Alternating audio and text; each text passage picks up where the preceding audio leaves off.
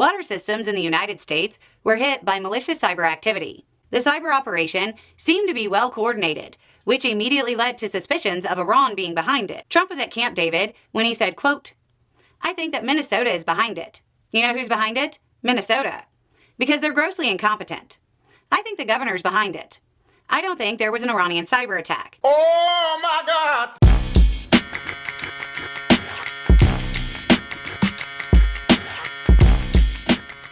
What's up, YouTube? Drill Star here.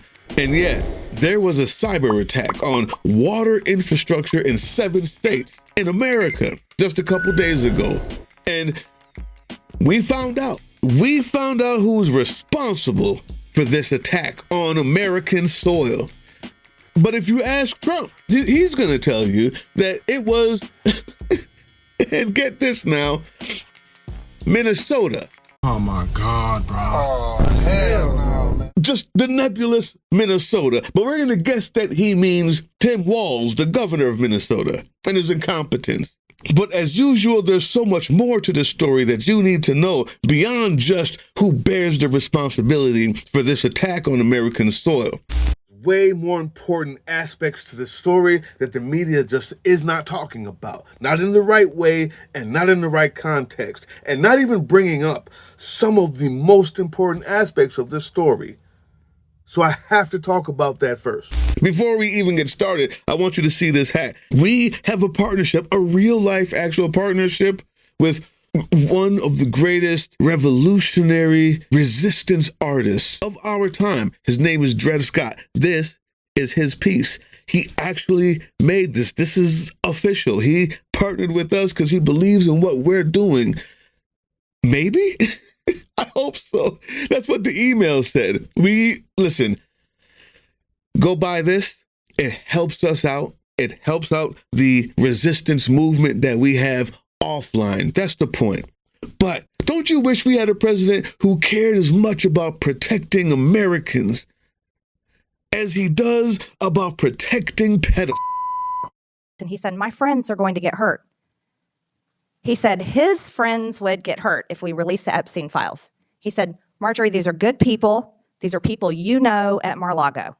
People in Palm Beach, they're going to get hurt by this. And I said, Mr. President, people have been hurt. These women have been hurt. I said, have you talked to them? I said, you should talk to them. You should have them in the Oval Office, Mr. President. No, you don't. You absolutely do not want them to go to the Oval Office. That's like bringing raw meat to the lion's den. He's a predator. I know what you mean by that, MGT, and not just because you're a knuckle-dragging idiot am I telling you that you're wrong. In this one instance, you did the right thing. I don't know why.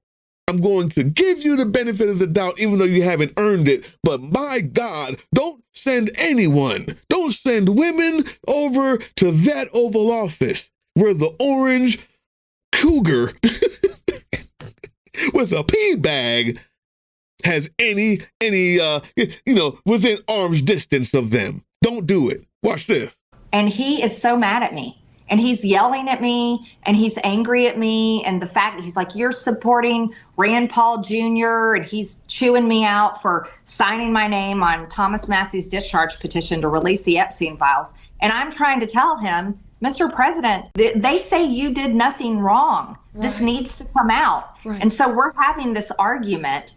And he tells me on this phone call, he's like, Marjorie, my friends will get hurt. That's it. That's it. I mean, that is it. Obviously, that's it. Because they're all in here. Imagine the phone calls. It's everyone. It's every single person is on this freaking list.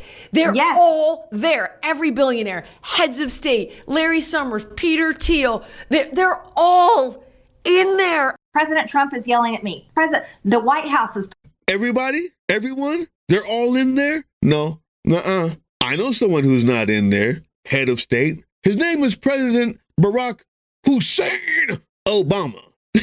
He's not in the Epstein files. He's not there. All of the hatred that you spew onto him and his wife, his beautiful, intelligent wife. You know who's not in the Epstein files there? Idiots. Barack Hussein Obama's not in there. What I'm saying is all of you who said that you cared about it, you don't care at all.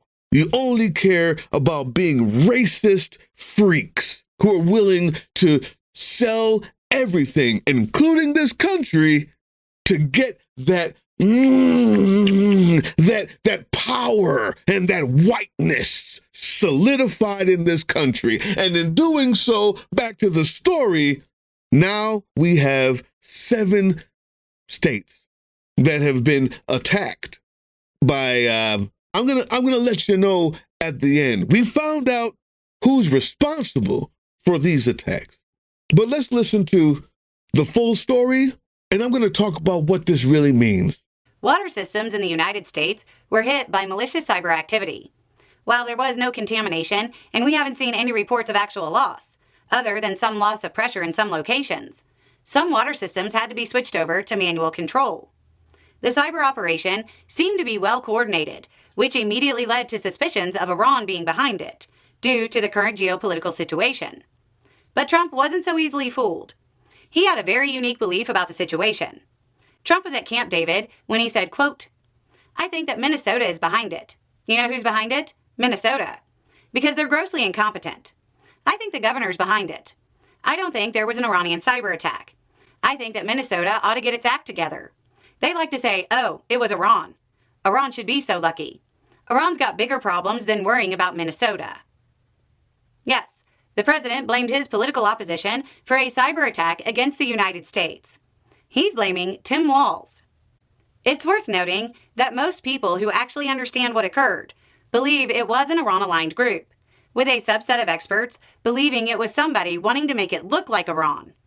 None of them believe it was Governor Walz, especially since Minnesota was only one of 7 states reportedly impacted by the attack.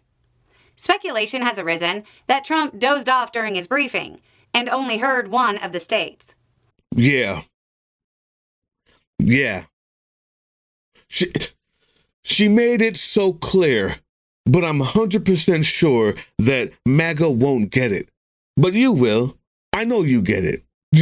Someone who cares about America would really pay attention to what just happened. Not only is it dangerous to charge someone in charge of a state with this, not only is it dangerous not to actually look into the most likely people who did it. If you cared about America at all, if you cared about even your job, say, forget America, but you felt some sort of duty in your job to care about cyber attacks on water, you at very least would say we're looking into it. But the worst part about this is those 7 attacks could have simply been probing attacks. Probing attacks, YouTube, are limited tests to see how defenders react, what resources they deploy, and how quickly they respond. Both military intelligence and all use this tactic to understand what it is the enemy will do if you're to deploy a certain type of offense. I propose to you, YouTube, before we even get to the consequences of blaming a governor of a state for something you know he didn't do, but as serious as this, as a cyber attack on our water. Before we even get there, you need to understand the consequences of if this was a probing attack, which I believe it very well could have been, seeing that there wasn't that much damage done. It was simply just a test to see how we responded. What President Trump has now done was taught them our reply, our response, our reaction, and what we will deploy as a way of defending ourselves, which is blaming ourselves. Those who have probed us to see where our weaknesses are, how quickly we will respond, what our reactions will be, and what we're going to deploy in defense so that they can overcome them, have just now learned that we have a child, a stupid, ignorant, foolish child in the office. They didn't just learn that, but they learned that he's actually dumber than they thought, because our response will be to blame ourselves. Our response will be not to gather up a consensus amongst the governed, the masses, to watch for things. No, not a call for what we call ethical hackers to deploy their own cyber tests and ramp up security. What the response was an invitation to destroy us. So I can blame a Democrat for it and go eat my gold somewhere.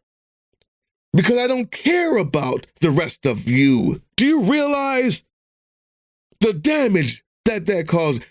In probing to see our reaction, what they got was we blamed ourselves for it. You couldn't get any happier as a cyber hacker for the Iranian government. You can't. You can't ask for a bet. There is an impossibility that they thought that would be the response, to be honest with you. That's one. Two, let me show you a few reels and show you another danger that I think is also not getting talked about in the context in which it needs to be in the media. Tonight, the FBI warning cities across the country about cyber attacks to municipal water systems, writing utility companies in at least 7 states have reported incidents to the FBI, and some of that activity degraded water operations. In Minnesota alone, more than 30 municipal water systems have been targeted, and a senior law enforcement official has told NBC News that attack bears all the hallmarks of Iranian-backed hackers. New details this morning on the cyber attacks hitting American water systems. Sources telling ABC News 7 states have now been targeted and that Iran could be involved. Christian Cordero joins us now with the latest. Christian, good morning. And the FBI and Environmental Protection Agency are warning utilities across the country that hackers are trying to disrupt critical water infrastructure. Chris Cook is live with more. Chris. Hannah, I'm here at GUC's facility downtown. They assured their customers that they have systems in place to protect them if hackers potentially come for water systems here. Are you noticing something? Are you noticing that no one's naming the states? It's funny. How did we know that Minnesota was one of those states? No one's naming the states. See, when it first happened, watch this. According to NBC News, water and wastewater utilities have reported issues to the FBI with malicious activity degrading water operations. The cyber attacks have been reported in at least 7 states, although the FBI's announcement doesn't name the states. Yeah, YouTube. Imagine the danger of broadcasting what states are vulnerable to our enemies for more cyber attacks. Huh? Imagine broadcasting that. The FBI knew that you don't do that. Even the idiots with the bug-eyed Patel knew that you don't do that. That's why they didn't put it in there. You know how we found out? Because the maniac in chief broadcasted it to destroy Americans, to kill and destroy Americans. The reason why this happened, if it was Iran that planned it, is in retaliation for us destroying desalination plants. Yeah. We attack their water, they attack ours. It's supposed to send a message. The message isn't supposed to be, I hate my own people so much because they don't praise me enough. Where's my golden statue? Kill them. Let them eat cake. Destroy them. Hang them. Bomb them. If you don't think that that's what he's thinking, doesn't matter. That's what he just did. That's what he just did, YouTube. There's a reason why you don't know the other states, do you? You haven't heard them say the other states. What you just heard was the FBI say, we're not telling you the states. The only reason why you know the states and a few other ones days later was because of strategic reasons. Why we know Georgia and Michigan now. Not at first. On the day of, the person who leaked the states was the President of the United States. And that brings us to the point. YouTube, we know who is responsible for this. It's not Iran. It's Donald Trump. Donald Trump is responsible for every terrorist attack that will happen, for every cybersecurity attack, for every single police brutality, for every migrant who dies in jail, and every woman who dies in childbirth. The person who is most detrimental to this country and brings upon it the disgrace and destruction physically is Donald Trump.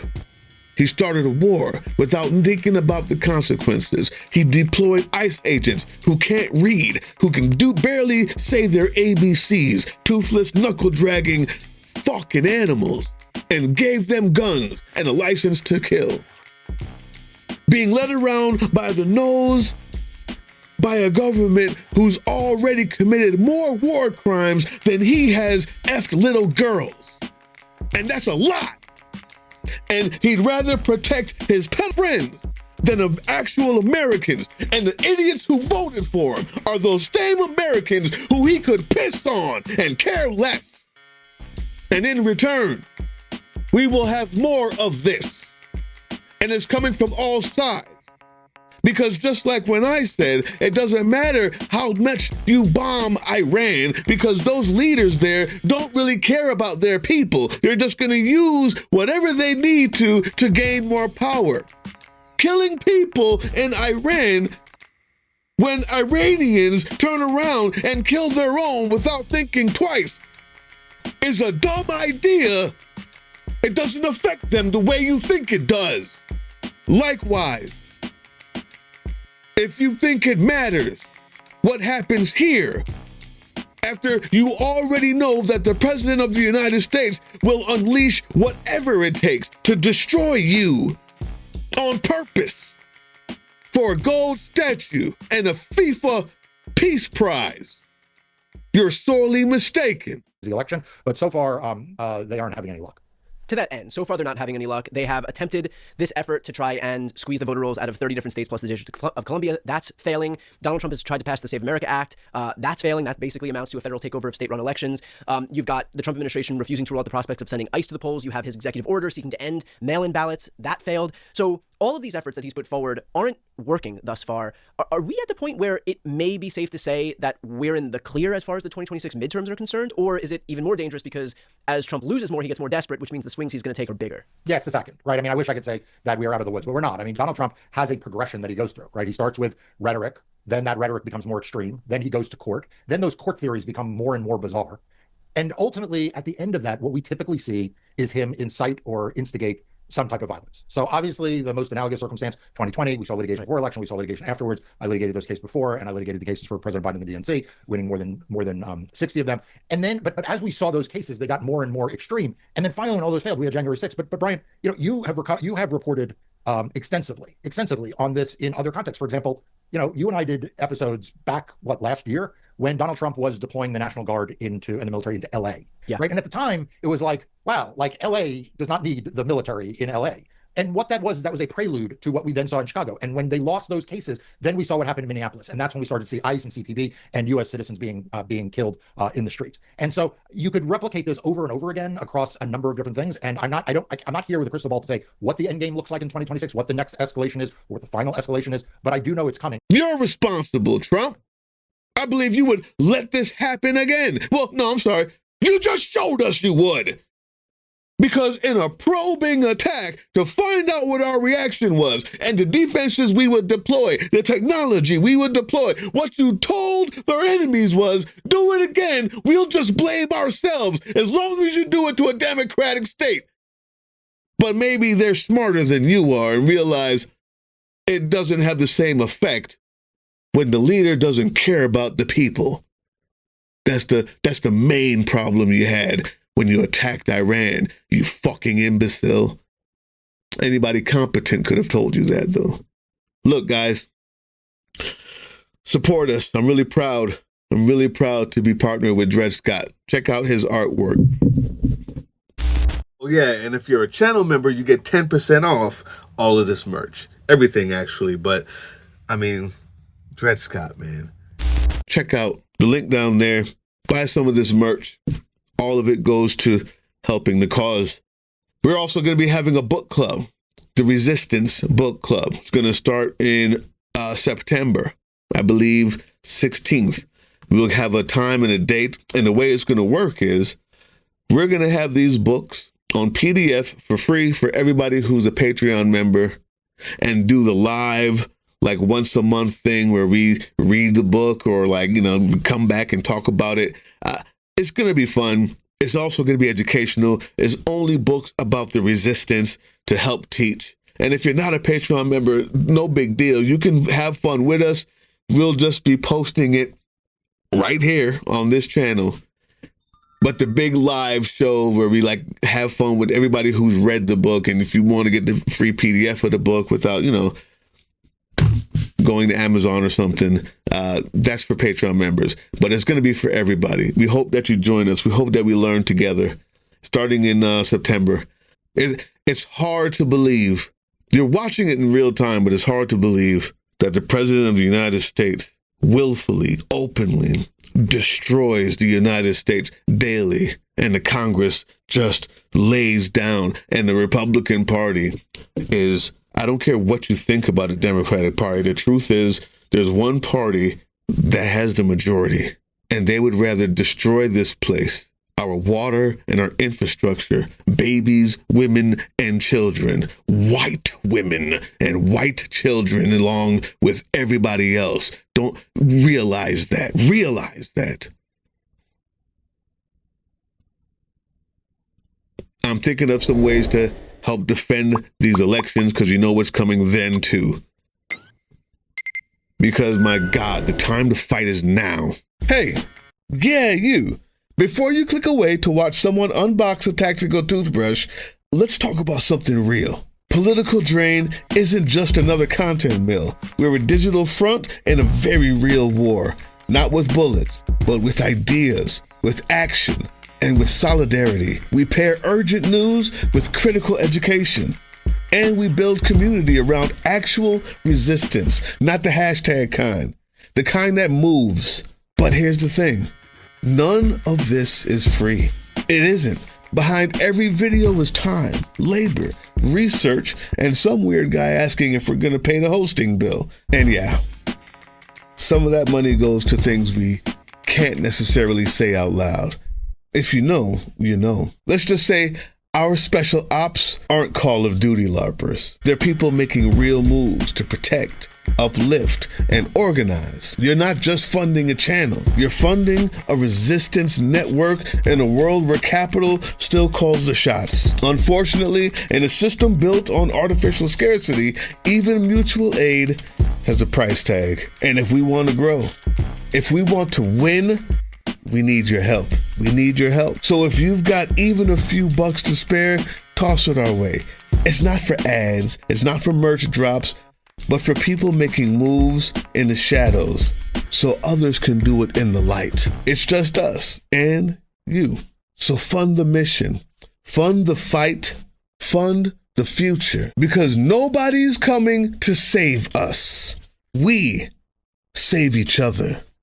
That's how this works.